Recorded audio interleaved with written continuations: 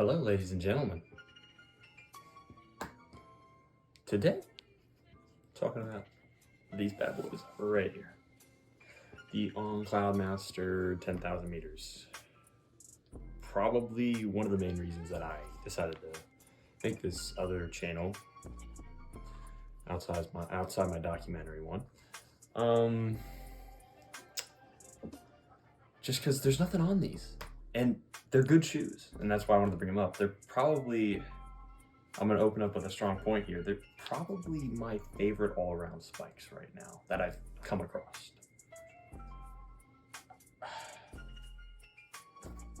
I have worn these I've worn them in the 800, the 1500, 2K steeple. I've done a 3,200 meter time trial in them. And I've also done quite a few speed things in them, whether that be 100 meters, just kind of stride, all out, or, you know, not like a race, but that and some 200 work in them for speed. I'm sure I've done a 400. I know I've done a 400 in them, yeah. But anyways, without further ado, let's kind of get into the pros and cons of these shoes, because I'm not make you sit here for too long. These shoes they do not have a carbon plate. I'll open up that, kind of the description of them. They do not have a carbon plate, but they have this, it's On's patented technology. It's kind of like a plastic coupled with their, you know, their cloud foam or whatever they call it. But it still feels like I'm gonna say that it doesn't detract from it, the fact that it has like this kind of plastic thing instead of a carbon thing. I think it actually works in their favor.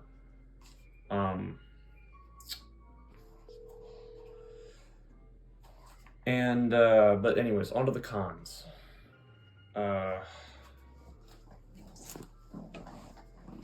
These shoes don't have a lot, I'll say that, when it comes to the cons against them.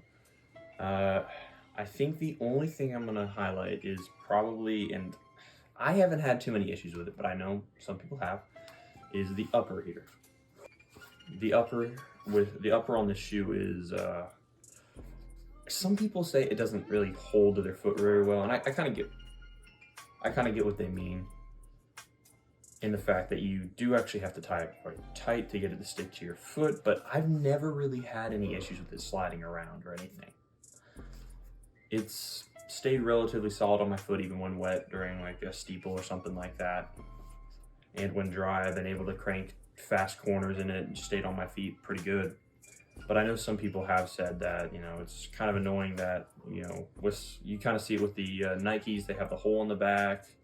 I know the New Balance MDXs, they kind of have a sock-like feel, so they kind of suction cup to your foot. It doesn't really have that either, but I feel like you can tie it to your feet pretty well. If you like, you can get heel lock in here or marathon lock, whatever you call it, to help with that if it is an issue. I always do it on my shoes, so it's already on there.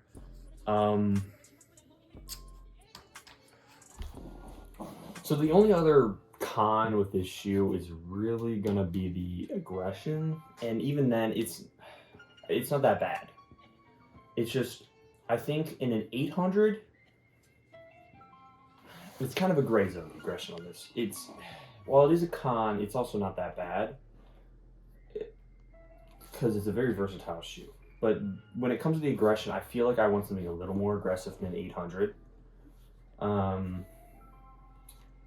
in a 400 if you're dipping out of that, and like a 4x4 or something like that. But I'm going to transition into our pros now while talking about the aggression.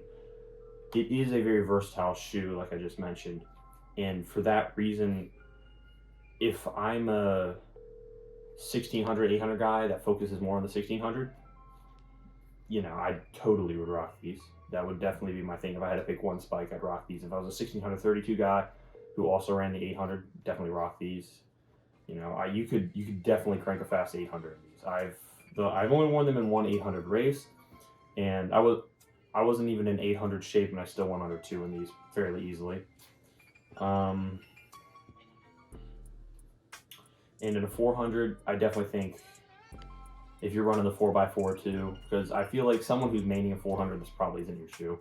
This definitely isn't your shoe, but you could definitely crank a 4x4 in these, and and I think that just kind of speaks for their versatility, considering they're On Cloud's 10,000 meter ones, which these are all I see their athletes wear. I don't see them wear the 1500s at all. From what I looked, because when I was looking into the shoe, I again couldn't find that much stuff on it, and so I resorted to looking at the race videos to see, should I get the 15 or the 10K? And even their kind of 800 runners for On, which I don't think there's that many, but they all wear this. And even the 1500 guys, they wear this. Jared Naguse just set the American record in the mile, and he was rocking the 10K, which, I think the other big point on these, though, for the pros is definitely going to be the comfort. It is gotta be one of the most comfortable shoes in general that I've worn, and by far the most comfortable spike I've worn. Doing the steeple, I think is a great example, because if anybody's ever done that event, it beats up on your feet. And the first time I kind of did the steeple, I was wearing the Airs and Victories. I say kind of because there really wasn't a water pit, but you had to qualify to get to nationals somehow.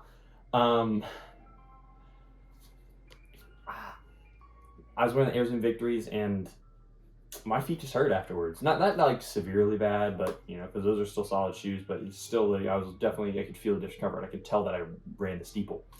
Versus when I got the nationals, I rocked these bad boys, and in the steeple, my feet felt amazing. And even in training, I knew my initial reaction was, these things feel fast and they feel comfortable. I feel like I definitely wanted to rock these after that. They're very comfortable. So if you're worried about, not enough cushion, not enough comfort in your shoe, I don't think you have to worry about this on these. The size is also quite well. I haven't heard any complaints about it running too small, running too big. I think it's true to size. And I think I want to mention one thing. These are the spikes that came with the shoe right here. And I will say one thing, because I have had Nike spikes, the actual spikes in the shoe. And the Nike ones, they wear down like that. These have stayed very sharp, very good for quite a while now. And even after training hard in them, running some, longer distances in them, definitely it's a small pro, but I think it's a good pro. It means you don't have to buy any more spikes. And I'll circle back to the speed. You can run in these shoes. You can run fast in these shoes. I think my one kind of observation was, you don't necessarily feel the fastest in these shoes if you're cranking a 200 like in a workout or something like that, but you are moving fast. If that kind of makes sense. These can definitely carry you to a fast time. I mean, especially when you gotta kind of haul it, switching to that last gear in that last lap of the 2 mile. These will get you there. And they're very stable in the feet. I don't feel like I'm wobbling around. I know some shoes, mentioned the Airs and Victories before, you have some stability issues. Haven't encountered that with these. Trying to think if there's anything else I have to say on this. These shoes are just solid all-arounders. If you are a kind of mid-distance guy that airs on the side of distance, or a distance guy, this is your go-to shoe. They're fast, they're light, they're stable. They are very versatile. You can run fast in these in a 400 if you need to, and a 4x4, like that. You can also in an 800. And I know this coming up season, I'm going to be rocking these for my mile and up. So, yeah. Thanks for watching. That's all.